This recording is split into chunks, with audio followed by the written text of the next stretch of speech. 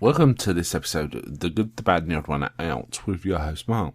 This time I'll be doing our sixth venture into James Bond territory and covering Roger Moore's last entry in the series, View to a Kill, and Timothy Dalton's two entries to the series, Living Daylights and License to Kill. View to a Kill was Roger Moore's last go at Bond, and it's a pretty good one actually.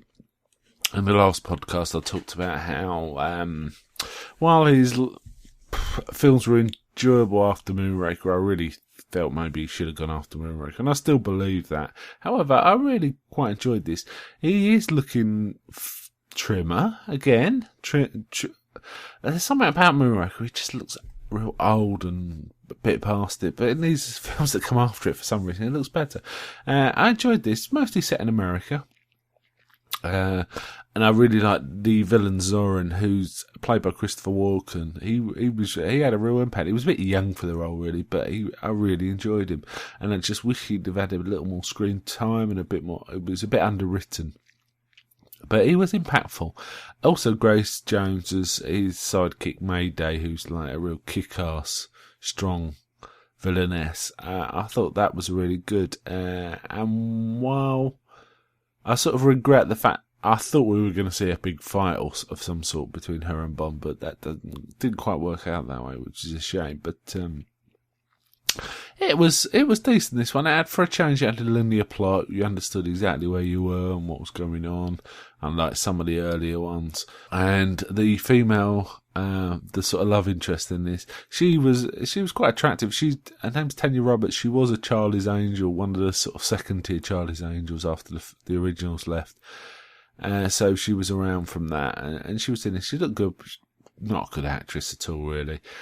There was lots of great stunts in this, involving things like fire engines and hot air balloons and things in tunnels, which was kind of a bit reminiscent of a Temple of Doom. Not in the action stage, just in the look and feel.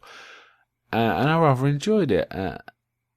I think the climax was good, and I think this was a good going out entry for Moore, actually. I think this is the best Bond film since Spy Who Loved Me. So I rated this one quite a lot. And the music, the song, Duran Duran song's pretty damn good as well. Yeah, I enjoyed the entry. It was okay. I thought, I wasn't sure if I'd seen it or not. But now I've watched it, I'm pretty sure I have. And I also like Patrick Macnee in it. It was a shame he died, actually. I thought he was quite a good sort of field agent. He worked better as a field agent for me than, say, Q. When they put Q in as a field agent, that shit always seems odd to me. So, yeah, it made sense. I think it was good. I like the sort of Nazi... Well, I'm not sure if they even mentioned Nazis. The whole genetic... Zorin's a result of genetic experimentation with hormones made him super intelligent, and Mayday seems to be super strong as well. I'm never quite sure if Zorin's meant to be super strong. I like the end though, on the Golden Gate Bridge in San Francisco. That's pretty cool. I'll give this one 70 out of 100. Okay, so that was Bye Bye to Moore. I think he definitely had his day. Then we moved on to a new Dalton. Now I understand Pierce Brosnan was the one who they wanted really for Bond, but unfortunately his Remington Steele contract, which was due to expire, was like renewed on the last day or something like that. So, and it's quite possible the interest around him may have been enough for the producer room to still think, wow, well, we could get another series out of this. So it was a bit very, very unfortunate. But they cast Timothy Dalton. Now I like Dalton. He's a bit different. He's kind of, I wouldn't say forgotten, but he's kind of put to one side when you think of the Bonds. But I actually think he's got a lot of presence in the role. And he's certainly in one of the films, he becomes very close to the literary Bond, in my opinion. I think he's the closest we've seen to the literary version. Not that necessarily has to be done, because, film bonds are film bonds and literary bonds are literary bonds, but it's just interesting. His first film, Living Daylights, 1987. Now, I thought it was a reasonably decent first entry. There's quite a good opening scene with him in Gibraltar, like foiling some sort of infiltration of a military operation while they're on manoeuvres. And if you think about it, penetrating a military base while they're doing practice manoeuvres is a great time to do it, because not everyone's got full ammunition and so on and so forth. Yeah, Dalton does it well. It's a good introduction. The film suffers somewhat though, because it's got a diffuse plot. It's hard to follow. Again, they're always doing this. And one of the main villains is quite poor. It's Joe Don Baker, who I kind of like, as a guy called Whittaker, who's like a guy obsessed with military history and battles and stuff like this. He thinks of himself as like military leaders like Napoleon and Genghis Khan and stuff. In fact, it's always got like these waxworks of him in different military garbs, including Hitler. And they don't look very good. The problem is, they'd obviously written a scene where they were supposed to look good, and at one point he's standing among them, and you're not supposed to be able to tell, I think. But it's so blindingly obvious he's not a waxworks, and the rest of the ones are, that that scene doesn't quite work. There's another villain in here who's like a Russian general who's defecting. He's charismatic, but he's kind of goofy, really, in this. And there's like a master assassin type who's in it, who's pretty good, got a lot of presence. Don't think I've seen him in anything else. He was kind of reminiscent of, he looked a bit like Sting, but he could act, and he was good in this. Now, Dalton, he's gone from the quippy, jokey kind of Bond to coming across as much more as a professional spy. And he's not relaxed as such. He doesn't come across as like easygoing and relaxed, like Moore, and somewhat Connery, but he seems quite sort of tense and brooding. So that's one of the reasons I think he's close to the literary Bond. There's also the love interest in this, which is Cara, played by Miriam Darbo. She's quite attractive, this girl, but in a kind of wafy kind of way. But the most memorable parts of the movie are the stunts near the end. There's a fight on a transport plane where the back doors open and they fall out the back and are hanging off the panel. It's really, really cool. And there's some other great stunts in this, and it's kind of fun to see Bond fighting with the Mujahideen, which is kind of reminiscent of what they did with in one of the Rambo films as well. Kind of interesting to see Bond in Afghanistan fighting against the Russians. A bit Rambo-y, that. Spectacular stunts again. There's some really good stunt work in this series, I have to say. It's always pretty solid for that. I give this film 67 out of 100.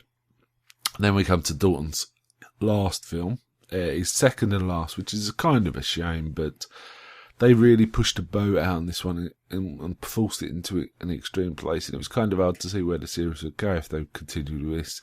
I think they basically realised they needed Pierce Brosnan. I don't think this film did very well. Licence to Kill I'm talking about. But in 1989, it just didn't do as well. It was the first 15 Bond as well. And it was pretty strong stuff, actually. I enjoyed it. I think it was rather good. It's easily the most brutal Bond movie. There was like people getting fed into mincers and sharks eating people and stuff in a fairly graphic way.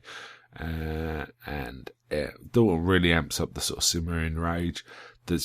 It's kind of, you can tell it's really angry, but his professionalism's sort of keeping it in check, but he just wants to kill a guy, and he's got to figure out how to do it. But he also, as part of that, he realises he can sort of take down his major operation, a drug dealer. Now this is a drug dealer, which is sort of usually a little fishbowl one, but he is a massive drug dealer. You know, he's like the biggest drug dealer in the world, so that kind of equates to that. But that isn't what it's about. This is a revenge story. He, like I say, cuts right down on the quips here, the Bondy quips. It's more like the odd sardonicus side rather than full-on jokey puns.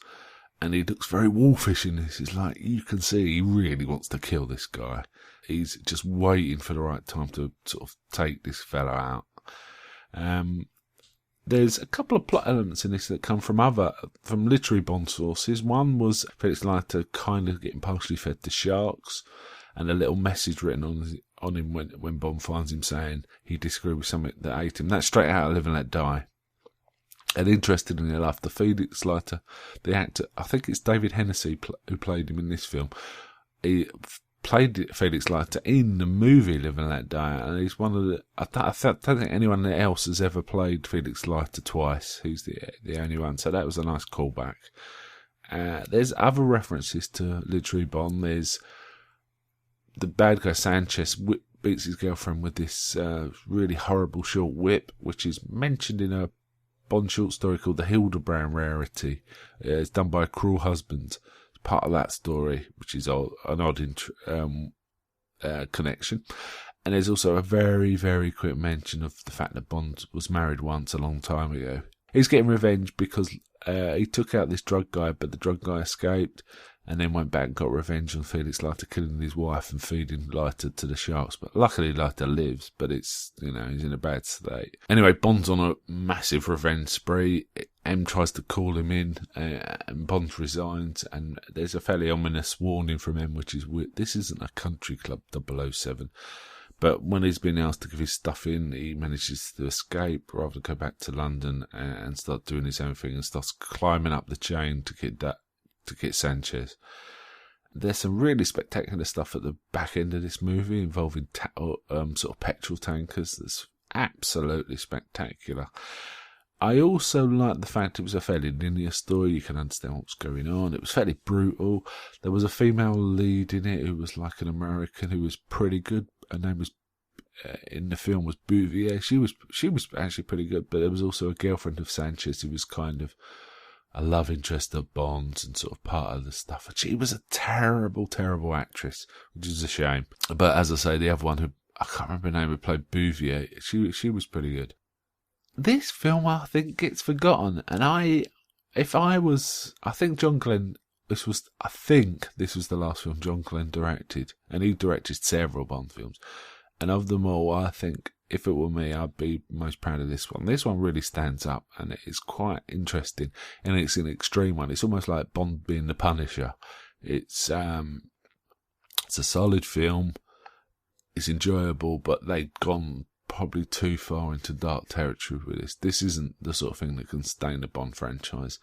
And it was hard to see how they could reel it back in and still make Dalton the Bond they wanted. And in fact, they suspended any more work until I think Brosnan came through, which I think took about 6 years.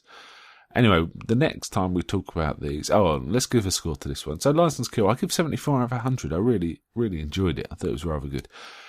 The next time we talk about this, I'll be covering all of Pierce Brosnan's movies, all 4 of them, I think. It'd be interesting to get into those after these darker times. I will say that License to Kill is probably the film certainly before Daniel Craig, that's got about as far away from the the Moore type Bond as you could possibly get in this framework, and I think for that it should be applauded. License to Kill was definitely one to see. Bye.